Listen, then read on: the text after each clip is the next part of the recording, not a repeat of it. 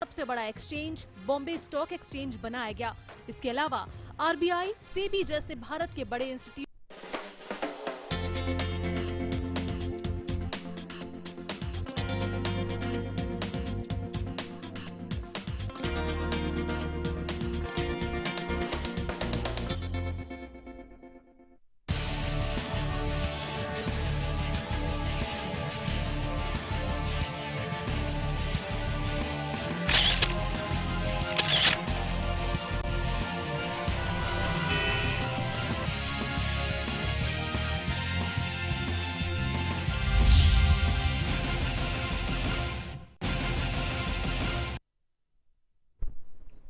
नमस्कार, मैं हूं प्रशांत आंग्रे और आप सभी दर्शकों का लेमन न्यूज के इस प्राइम टाइम में आपका स्वागत है। आज हम प्राइम टाइम में बीएमसी के सालाना बजट पर चर्चा करेंगे। बीएमसी ने पिछले साल की तुलना में इस साल बजट का आंकड़ा ज्यादा रखा है, यानी बजट में बीएमसी ने कई नए प्रावधानों को जगह दी है। और जहां तक बात की जाए चुनावों की, तो चुनावों को देखते हुए बीएमसी ने लोक लुभावना बजट जरूर पेश किया है। यहां पर क्या बजट से शिवसेना बीजेपी की नैया पार लगेगी?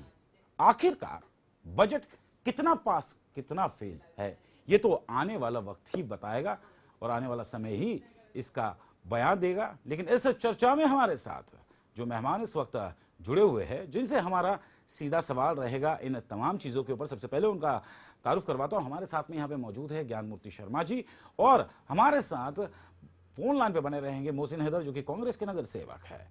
और जिस प्रकार से क्या ये चुनाव को देखकर बजट बनाया गया, ये अहम सवाल है।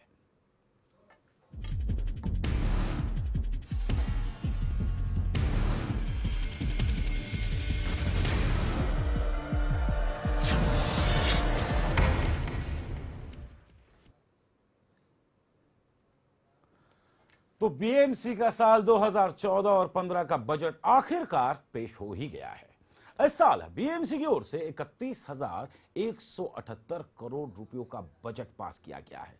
आपको बता दें कि पिछले साल के मुकाबले इस बार का बजट 35% ज्यादा रखा गया है। इतना ही नहीं, इस साल जर्जर इमारतों की हालत सुधारने के लिए अलग से 500 करोड़ रुपयों का बजट पेश किया गया है। गौरतलब है कि पिछले साल बीएमसी का बजट 27,000 करोड़ रुपयों का रखा गया था, जो इस साल बढ़ा दिया गया है।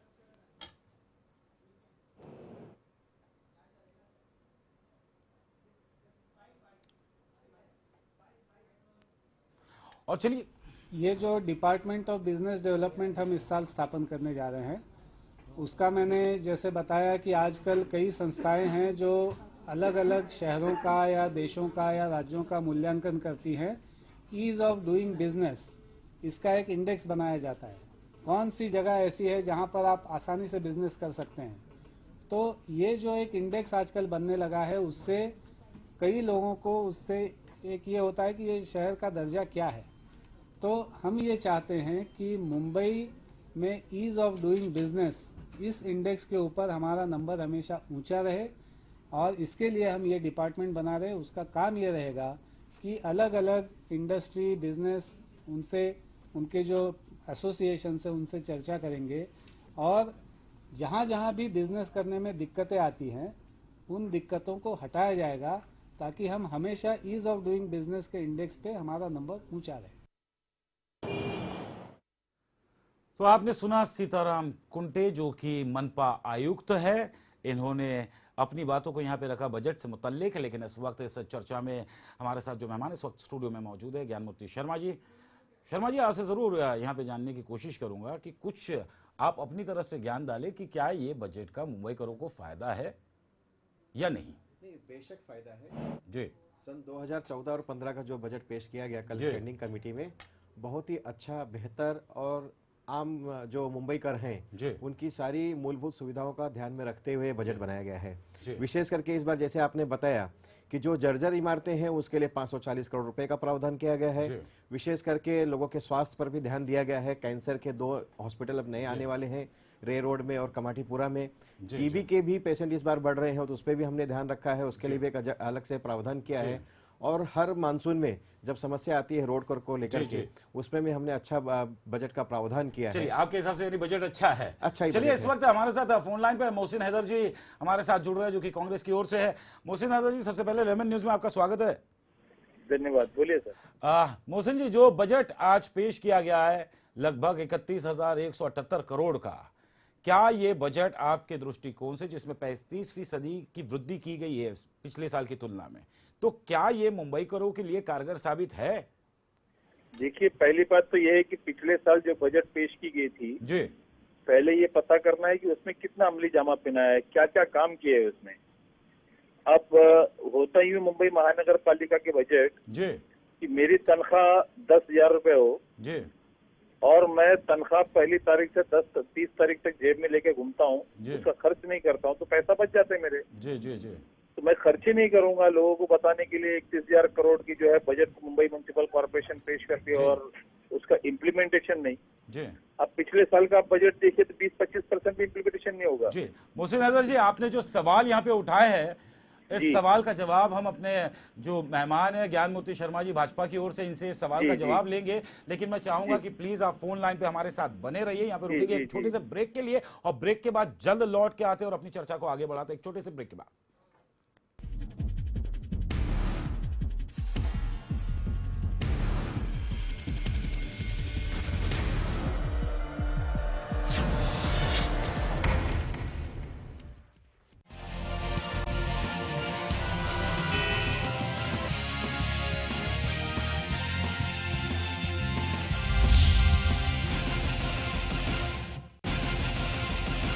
मुसलमान के लिए हर वो दिन ईद है जिस दिन उसके हाथों से कोई गुनाह ना हो, उसने कोई जुल्म न किया हो।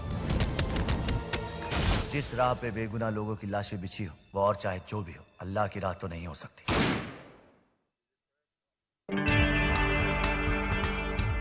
फेस टू फेस में आप सभी का स्वागत है। मैं हूं सैयद सलमान। भारत में टैलेंट्स की कमी नहीं। ये जो आपने बात की मेरे बिल्कुल दिल को छू गई है। मुझे एक चीज़ जो यहाँ आके बहुत अच्छा लगा, मैंने पहले भी आपको कहा कि जो मैं सिर्फ ऑफिस में बैठ के पेपर्स नहीं देखती। भारत और भूटान की संयुक्त राष्ट्र सूचना केंद्र में डायरेक्टर किरण मेहरा करपलमैन से खास मुलाकात। देखिए सैयद सलमान के साथ फेस टू फेस में शनिवार शाम 6 बजे और रात 11 बजे सिर्फ लेमन न्यूज पर।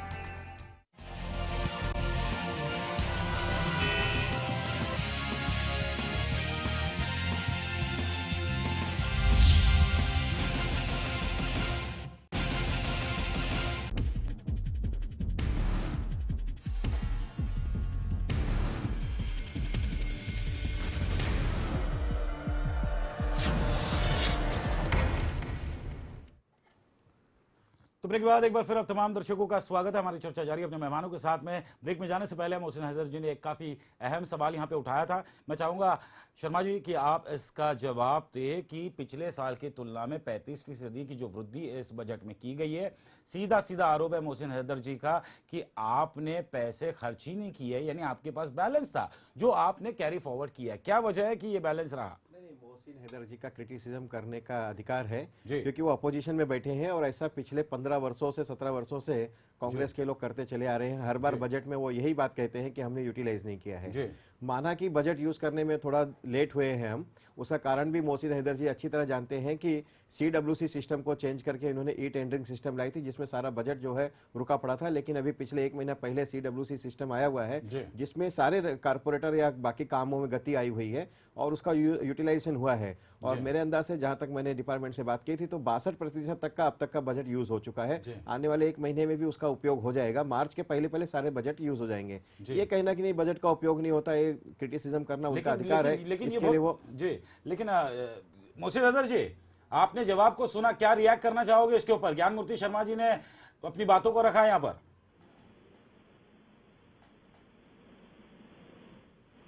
मोहसिन जी, आप तक आवाज पहुंच पा रही है? चलिए, लगता है हमारा संपर्क टूटा है, कोशिश करेंगे दोबारा उनसे बात करने की। लेकिन फिलहाल यहाँ पे सवाल ये अहम आता है कि आखिरकार 4178 करोड़ रुपए यदि अगर बीएमसी के पास अगर रह जाते हैं, जिस प्रकार से उन्होंने लगाया आरोप, तो ये बड़ी गंभीर बात है कि आखिरकार फिर इस पैसे का यूटिलाइजेशन क्यों नहीं किया जाता।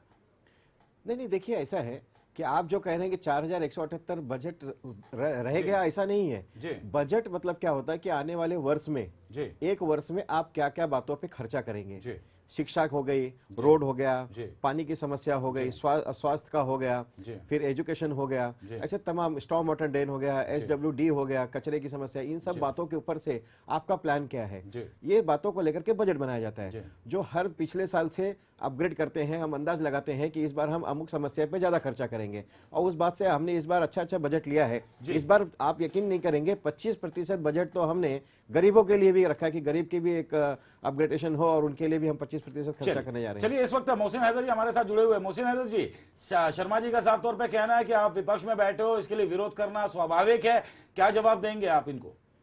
नहीं साहब जी, जो सही बात है उसको तो हम सही कहते हैं। अभी मैं मेरे मित्र वकील साहब के मुझे सुना कि 25% हमने गरीब के लिए अलग से बजट रखा है। जी। मैं वकील साहब से पूछना चाहूंगा आपके माध्यम से कि जो शहरी रोजगार योजना जो है, शहरी रोजगार योजना, जिसके तहत जो बजट आए थे राज्य सरकार और सेंट्रल गवर्नमेंट की तरफ से, म्युनिसिपल कॉर्पोरेशन ने पिछले साल कितना खर्च किया बता दीजिए। दूसरी बात आपके माध्यम से पूछना चाहूंगा कि जो शुरुआत की थी कॉर्पोरेशन ने, जो ट्रेनिंग देने का प्रोग्राम, जो झुग्गियों में, झोपड़ों में, चालियों में, भाई सारे पैसे आप जानकारी ले लीजिए, राज्य सरकार की ओर से सारे पैसे नहीं आ पाए, और आप जो कहते हैं कि राज्य सरकार ने अनुदान दिया था, ऐसा कोई अनुदान पूरी तरीके से मिला नहीं, और जिसका उपयोग नहीं हो पाया है। जी, सेल्फ एम्प्लॉयमेंट की बात बता दूं मैं। दूसरी बात मैं ये बताना चाहूंगा कि जो महिला बाल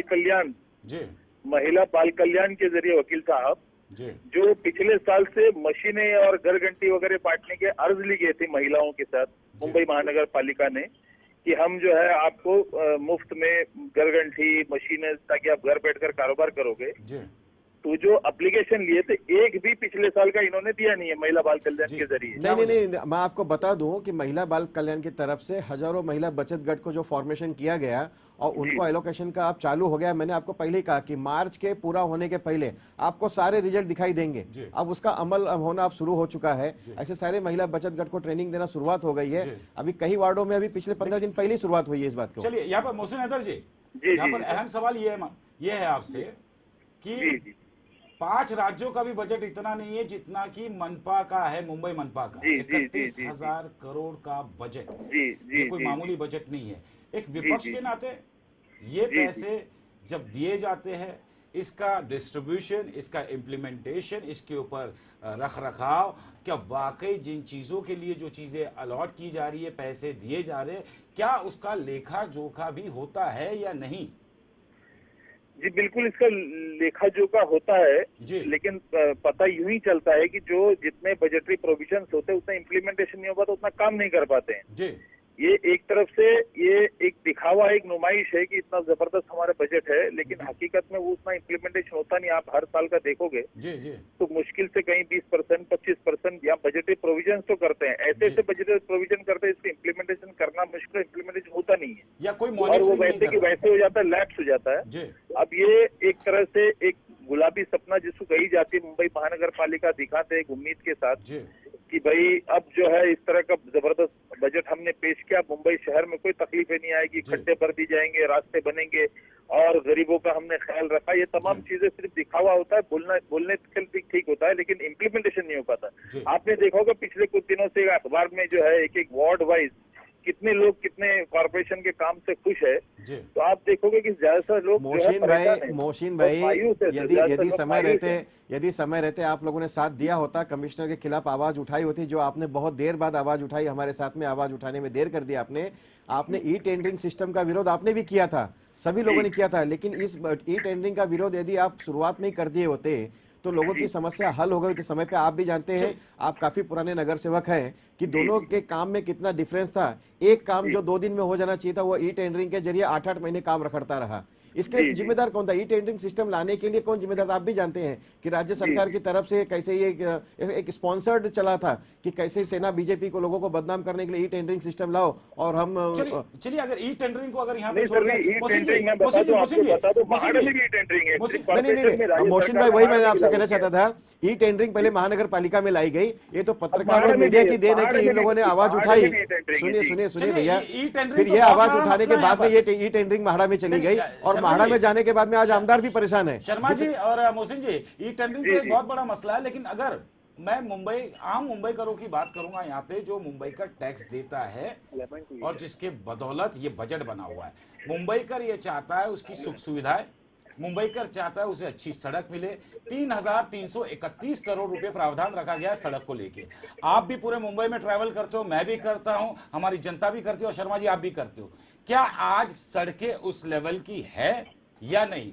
सच बात कहना है यहाँ पर शर्मा जी। नहीं, ये बात आप सही कह रहे हो कि सच जो रोड है, रोड का जो मानक होना चाहिए, जो इंटरनेशनल लेवल का होना चाहिए, आज वो बराबर दिखता नहीं है। बात मैं आपसे सहमत करता हूं। वजह क्या है? नहीं, वजह आप ही हो, कई सालों से, दशकों से उसके लिए आपको बता दूं, पिछले 6-8 महीने से, 8 महीना मैं कह सकता हूं कि जब से हमारे माननीय आशीष शेलार जी मुंबई के अध्यक्ष बने हैं, तब से वो नगर सेवक भी रह चुके हैं 10 साल, और उनके अपने अनुभव और हम सब लोगों को लेकर के उन्होंने आंदोलन छेड़ रखा था, जिसके कारण प्रशासन पे काफी हमने दबाव डाला और इस बार भी हमने दबाव में रखा है उनको कि हमको मुंबई की सड़कें बहुत अच्छी लेवल की करनी, इंटरनेशनल लेवल की रखनी है। ये सपना रख रहे हैं आप? नहीं, सपना नहीं रख रहे हैं। आपको बता दूं कि पिछले साल में लगभग 80 किलोमीटर से ज्यादा हमने सीसी रोड का काम किया है।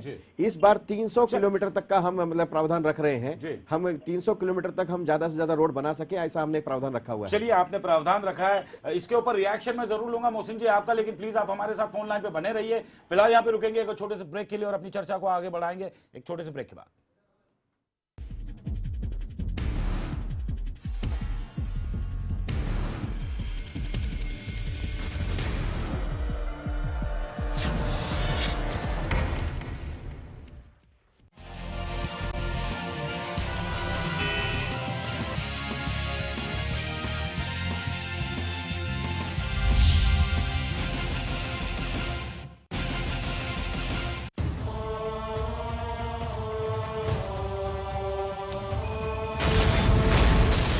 बोलता है हिंदुस्तान इसका मुल्क नहीं है। अरे तुम लोगों को मर के भी 2 गज जमीन यही मिलती है।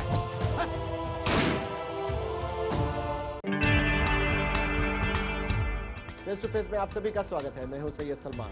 भारत में टैलेंट्स की कमी नहीं। ये जो आपने बात की मेरे बिल्कुल दिल को छू गई है। मुझे एक चीज़ जो यहाँ आके बहुत अच्छा लगा, मैंने पहले भी आपको कहा कि मैं सिर्फ ऑफिस में बैठ के पेपर्स नहीं देखती। भारत और भूटान की संयुक्त राष्ट्र सूचना केंद्र में डायरेक्टर किरण मेहरा करपलमैन से खास मुलाकात। देखिए सैयद सलमान के साथ फेस टू फेस में शनिवार शाम 6 बजे और रात 11 बजे सिर्फ लेमन न्यूज पर।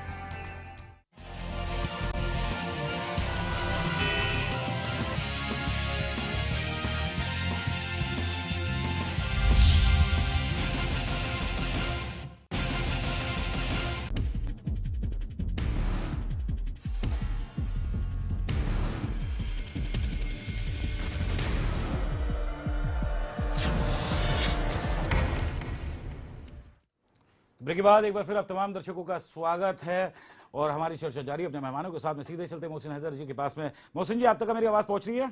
जी मोहसिन जी, सड़कों को लेकर हमने एक अहम सवाल उठाया था। मूलभूत सुविधाएं खाली मुंबईकर मांगता है, मुंबईकर आपसे तमाम चीजें नहीं मांग रहा है यहाँ पर, लेकिन एक विपक्ष के नाते 3,331 करोड़ रुपया खर्च करने की यहाँ पे बात की जाती है, प्रावधान रखा जाता है। मुंबई की सड़कों के बारे में क्या कुछ कहना चाहेंगे? क्या वाकई ये मुंबईकरों के लिए ये सही फैसला? इतना पैसा तो खर्च करिए लेकिन सड़कें मान लो जैसे गड्ढों से भरी है, क्या वजह है इसके पीछे? ये इम्प्लीमेंटेशन जिस तरह होनी चाहिए, ये बार बार मुंबई महानगर पालिका पता नहीं जी, यहाँ पुराने इंजीनियर्स है, पुराने अफसर्स हैं जी, ये नए टेक्नोलॉजी आते हैं और एक्सपेरिमेंट करते हैं। ऐसा लगता है मुंबई महानगर पालिका एक्सपेरिमेंट की जगह बन गई है जी। ये नए कभी कोल्ड मिक्स, कभी हॉट मिक्स, तब फलाना मिक्स, इस तरह के नए टेक्नोलॉजी लाते हैं और उसको एक्सपेरिमेंट करने का काम मुंबई महानगर पालिका की सड़कों में करते हैं जी। और होता यूं है कि आखिर देखोगे कोई भी एक्सपेरिमेंट काम नहीं करता है तो खड्डे रह जाते हैं, लोग परेशान, जवान आदमी जो है स्लिप डिस्क और ये तमाम चीजों की बीमारियों का सामना करना पड़ता है। हम लोग हैरान इस बात की है कि भाई बुजुर्ग और बूढ़े और इस तरह के जो लोग हैं, गर्भवती है, महिला है, ये किस तरह सफर करते हैं। हम जैसे लोग जो है सफर आसान नहीं होता, मुश्किल होता हमारे लिए। तो ये इम्प्लीमेंटेशन जो है, मेरा ऐसा कहना है कि सत्ता पक्ष में वकील साहब भी है, उनके साथी पार्टी भी है, आप आंदोलन भी करते हो, आपकी हुकूमत भी है, आपकी सत्ता भी है, तो ये इनकी जिम्मेदारी ज्यादा बनती है। ठीक है, हमारी भी जिम्मेदारी, हम नहीं कहते हमारी बिल्कुल जिम्मेदारी नहीं, लेकिन इनकी जिम्मेदारी ज्यादा बनती है कि ये नए नए एक्सपेरिमेंट करना, नए नए कॉन्ट्रैक्टर आना और फिर उस पर जो है कोई रिजल्ट मिली नजर आना, ये मैं समझता हूँ कि अभी भी अब आप जितने भी बजटरी प्रोविजन कीजिए, मुझे नहीं लगता है कि किसी तरह का इम्प्लीमेंटेशन सही होगा और मुंबई शहर को जो है खड्डों से मुक्ति मिलेगी, मुंबई शहर के वासियों को, यहाँ के बाशिंदों को, यहाँ के सिटीजन को। मोहसिन जी, अभी भी कोई उम्मीद नहीं है। मोहसिन जी, सड़कों का तो खस्ता हाल है ही, लेकिन ये आप दोनों से सवाल है, मैं चाहूंगा शर्मा जी पहले इसका जवाब दे, उसके बाद आप दे। यानी इस स्टेटमेंट को क्या माना जाए कि 24 इस स्टेटमेंट को क्या माना जाए कि 24 घंटा पानी आपूर्ति के लिए 97 करोड़ रुपए और 4 टनल की जल आपूर्ति का काम चल रहा है। क्या मुंबई करों को 24 घंटे पानी की आप बात कर रहे हैं? शर्मा जी बताइए मुझे, जहां तक का मेरे ख्याल से आधे 1 घंटे से ज्यादा तो सोसाइटी में पानी नहीं आता। नहीं, देखिए एक बात बताऊं आपको जी, 24 घंटे पानी जरूर मिलेगा। कब? थोड़ा नहीं बताता हूं आपको। भांडुप में कुछ इलाकों में चालू हो गया है, मालाड में एक अप्पा पड़ा करके क्रांति नगर एरिया है जहां पे 24 घंटा पानी आ रहा है, ट्रायल बेसिस पे चालू किया गया, मिल रहा है। लेकिन जो पानी की शॉर्टेज जो सप्लाई होनी है 2-3 जगहों, जो 2-3 नए जलाशय बना रहे हैं, वहां से लाने में थोड़ा सा राज्य सरकार की तरफ से और आदिवासी इलाकों की तरफ से सहकार नहीं मिलने के कारण वो सब जो पाइपलाइन में काम अटका पड़ा है, जो आने वाले 2-3 वर्षों में हमने तो ऐसा रखा है कि 7-8 वर्षों के बाद में जरूर मुंबई करों को यह 24 घंटा पानी मिलेगा। लेकिन इकट्ठे एक साथ मुंबई करों को मतलब 24 घंटा पानी मिलना थोड़ा मुश्किल है। धीरे धीरे टप्पे टप्पे उसको हम आगे बढ़ाएंगे तो जरूर मिलेगा। मोहसिन जी, आपके घर में कितनी देर तक का पानी आता है? भाई मेरे अपने के अंदर मुश्किल से 15 मिनट पानी आता है। 15 मिनट जी। और मैं आपको बता दूं, ये नए पानी लाने 24 घंटा पानी देने की बात करते हैं जी। आपको बता दूं, में पिछले साल 1.5 साल से एसटी कनेक्शन ही बंद कर दिया है कॉर्पोरेशन जी। अब वो सीधे तौर पर बंद तो नहीं किया है, लेकिन ये जो लाइसेंस प्लम्बर होते हैं उन पे इस तरह के कंडीशन डाले झोपड़ियों में कि आपको एफिडेविट देना है कि एक भी अगर झोपड़ीदारी जो है इसमें कहीं गलत पेपर लगाया होगा तो आपका लाइसेंस कैंसिल होगा। तो एक भी लाइसेंस प्लम्बर जो है उसमें दस्तखत करने तैयार नहीं, एफिडेविट सबमिट करने तैयार नहीं। बनस्पत ये है कि झुग्गियों में रहने वाले, चालियों में रहने वाले, मोहसिन भाई आपको पता है कि चालियों में रहने वाले लोगों को पानी का कनेक्शन नहीं 24 घंटे। मोहसिन भाई आप मुंबई करो के जनरल बात करिए, जो 1-1.25 करोड़ जो लोग हैं उनकी बात करिए। एक छोटा झोपड़पट्टी, सुनिए आपकी बात सही है, मैं आपकी बात से सहमत हूँ मोहसिन भाई, मैं आपकी बात से सहमत हूँ। लोग झुग्गियों में रहते हैं, चालियों में रहते हैं, झोपड़े में रहते हैं। सुनिए ना, मैं आपकी बात से सहमत हूँ कि जो आप बता रहे हो कि लाइसेंस प्लम्बरों के पानी का कनेक्शन नहीं मिलेगा, तो मैं वकील साहब आपसे पूछूंगा 24 घंटे की बात हो तो आधा घंटा पानी आपसे मांग रहे, वो आप नहीं दे पाओगे। नहीं, आपकी बात से मैं सहमत हूँ कि जो लाइसेंस प्लम्बरों के जो बात को लेकर के प्रशासन में। एक और सवाल आपको दे रहा हूँ, यहाँ पर एक ऐसा तबका है जिसे हम कहते हैं वाटर माफिया, ये भी सक्रिय है। तो ऐसे में शर्मा जी 24 घंटे का जो सपना आप दिखा रहे हैं जनता को कि आने वाले दिनों में स्टेप बाय स्टेप आपको हो सकता है, क्या ये मुमकिन है? नहीं, देखिए मैं आपको एक बात बताना चाहता हूँ, पानी देना ये मूलभूत सुविधा की बात है जी। और ये महानगर पालिका का कर्तव्य है कि हर नागरिक तक, चाहे वो किसी भी जगह में रह रहा हो, चाहे झोपड़पट्टी में रह रहा हो, चाहे आलीशान बिल्डिंगों में रह रहा हो, उसको पानी देने का कर्तव्य बनता है, ड्यूटी बनती है महानगर पालिका की। लेकिन सवाल उसमें आता है कि जो बहुत टैक्स देने वाले लोग हैं, मतलब ईमानदारी से रह रहे हैं, घरों में रह रहे हैं, मतलब बिल्डिंगों में रह रहे हैं या अच्छी सोसाइटियों में रह रहे हैं, उनको पानी न मिलने से झोपड़पट्टियों में कई जगह ऐसा भी है। मैं आपको एक क्षेत्र बताना चाहूंगा, दहीसर और बोरीवली के कॉर्नर की बात है, गणपत पाटिल नगर में, जहां पे पानी माफियाओं का राज चल रहा है। और किस पक्ष के लोग हैं, आप कैमरा लेके जाइए, आपको पता चल जाएगा किस पक्ष के लोग हैं, कैसे माफियागिरी वहां चल रही पानी के लिए। बात ये नहीं है, मैं राजनीति से परे जाकर के ये कहना चाहता हूं आपको कि लोगों को पानी की सुविधा देने के लिए महानगर पालिका कटिबद्ध है, उसके लिए प्रयत्न कर रही है। और जो ईमानदारी से टैक्स पेयर है, पहले उनको 24 घंटा पानी या अधिक से अधिक समय पानी देने का प्रयत्न किया जाए। झोपड़पट्टियों का में रहने वालों का भी हक उतना ही बनता है जितना बाकी आम आदमी का बनता है, लेकिन उनको पानी देने के लिए वो देखिए इस तरीके से अगर हम पानी देना शुरू करेंगे तो मुंबई में अब जो मैंग्रोव्स रह गए हैं, अब सिर्फ वो बचे हैं, उसको काट करके गणपत पाटिल जैसे एरिया में भी वहां पर झोपड़पट्टी बसाना शुरू हो गई है। एक बार झोपड़पट्टी में पानी और बिजली दे दिया हमने तो झोपड़पट्टी झोपड़पट्टी एकदम कायम रूप से हो जाती है, फिर वही समस्या होती है कि झोपड़पट्टी मुंबई में दिख रही करके। तो हम मुंबई से कभी भी झोपड़पट्टी को पूरी तरीके से हटा नहीं पाएंगे। इसलिए ऐसा विचार है कि सबसे पहले जो टैक्स पेयर्स हैं, जो मूलभूत सुविधा पाने के पहले हकदार हैं, पहले उनको भी दिया जाए, साथ साथ में बाकी लोगों को भी पानी दिया जाए। जी, मैं आपको बताता चलूं कि मुंबई शहर की जो वकील साहब टैक्स पेयर की बात करते हैं, मुंबई में आदमी टैक्स पेयर है। जी, मुंबई के झोपड़ियों में रहने वाले, मुंबई के फुटपाथ पे रहने वाले तमाम लोग टैक्स पेयर है। ऑक्ट्रॉय का टैक्स भरते हैं, या साबुन भी खरीदते तो मुंबई म्युनिसिपल कॉर्पोरेशन को टैक्स देते हैं। ऐसा नहीं कि झुग्गियों में रहने वाले टैक्स पेयर नहीं है। और मेरा वो मकसद से कहना नहीं था। जो फुटपाथ में बैठने वाला एक साबुन खरीद लिया, उसने कॉर्पोरेशन को टैक्स भर दिया ऑक्ट्रॉय के जरिए।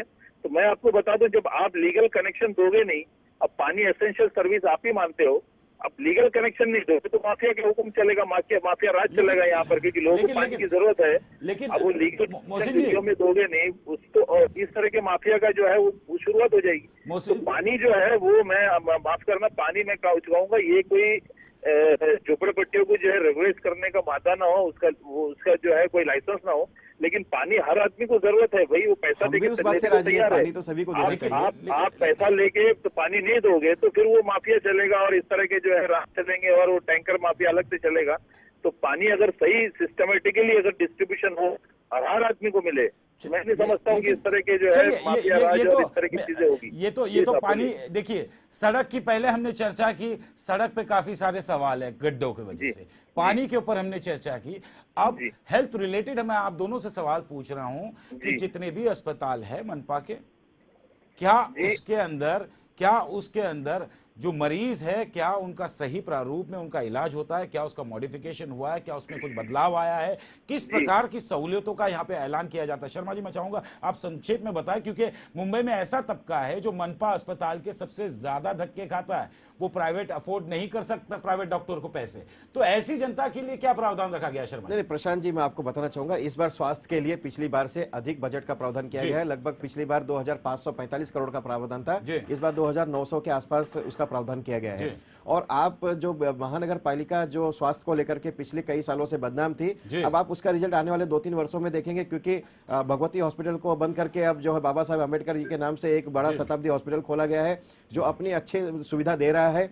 कूपर हॉस्पिटल का काम हो चुका है, वहां पे भी सुविधा चालू हो गई है। एक नया trauma care centre JVLR Jogeshwari link road के कॉर्नर पे ही जो है खोला गया, वो भी चल रहा है। बाकी के भी हॉस्पिटलों की कामकाज जोरों में चल रही है और 15 नए हेल्थ पोस्ट बनाए जाने वाले हैं। साथ ही इस बजट में ऐसा भी प्रावधान किया गया है कि जहां पे जनता या नगर सेवक यदि दूसरे लोग भी कोई अगर ऐसा सूचना देगा कि यहाँ पर हेल्थ पोस्ट की जरूरत है, वहां बेशक हेल्थ पोस्ट बनाया जाए, लोगों की सुविधा। चलिए, मेरे पास वक्त की पाबंदी है, संक्षेप में मोहसिन साहब, स्वास्थ्य को लेकर कितना सीरियस है? 2900 करोड़ का प्रावधान तो रखा गया है, लेकिन वाकई क्या ये इतना पैसा इस्तेमाल में भी होता है? आपको पता होगा कि जो म्युनिसिपल हॉस्पिटल जहाँ पर मुफ्त में इलाज होते थे, वहाँ पर भी डिस्क्रिमिनेशन शुरू हो गया, पे पेशेंट और नॉन पे पेशेंट करके 2 हिस्सों में बिल्कुल। अब कोई पैसे वाले पेशेंट को अलग रखा। नहीं, इसमें आप दिशा भूल कर रहे हो मोहसिन भाई, जरा आप ये बता दीजिए। वो पे पेशेंट इसलिए रखा गया है कि यदि कोई मध्यम वर्गीय है, पेशेंट अलग और मोहसिन भाई दिशा भूल मत करिए, काफी सारा पेचीदा होगा। दूसरी चीज, जिस अस्पतालों की बात करते हो, कूपर हॉस्पिटल को इनॉग्रेशन के आज जाके विजिट करके देखिए वहाँ पर। और आज ही मुंबई महानगरपालिका सभागृह में हमारी बहन डॉक्टर सईदा खान ने इश्यू रेज की थी कि कितने मशीनें खरीदी, वो तमाम मशीनें जो है बंद के कागार में कहीं खराब हो चुके हैं, कहीं वेस्ट हो चुका है। चलिए मोहसिन जी, मैं आपको यहाँ पर रोकना चाहूंगा।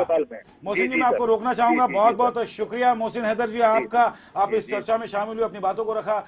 और ज्ञानमूर्ति शर्मा जी, आपका बहुत बहुत शुक्रिया, आप इस चर्चा में शामिल हुए। लेकिन हम उन्हें तमाम मुंबईकरों को ये तमाम सवाल पूछना चाहते हैं कि आज जिस प्रकार से मनपा ने अपना बजट पेश किया, 31,000 करोड़, 227 वार्ड है, हर एक इंसान अपने नगर सेवक से पूछे कि जो प्रावधान, जो बजट बनाया गया, आपकी सहूलियतें क्या है, क्या आपकी सहूलियतों को पूरा किया जा रहा है या नहीं? मुंबई कर होने के नाते यह आपका दायित्व बनता है कि आप अपने नगर सेवक से जो है, जो कॉर्पोरेटर है, उससे ये सवाल पूछे कि जो बजट में दिया गया क्या वो आपके हित के लिए खर्च कर रहा है या नहीं। ये आपका फर्ज है। फिलहाल इस चर्चा में आज बस इतना ही, मुझे दे इजाजत और आप देखते रहिए लेमन न्यूज।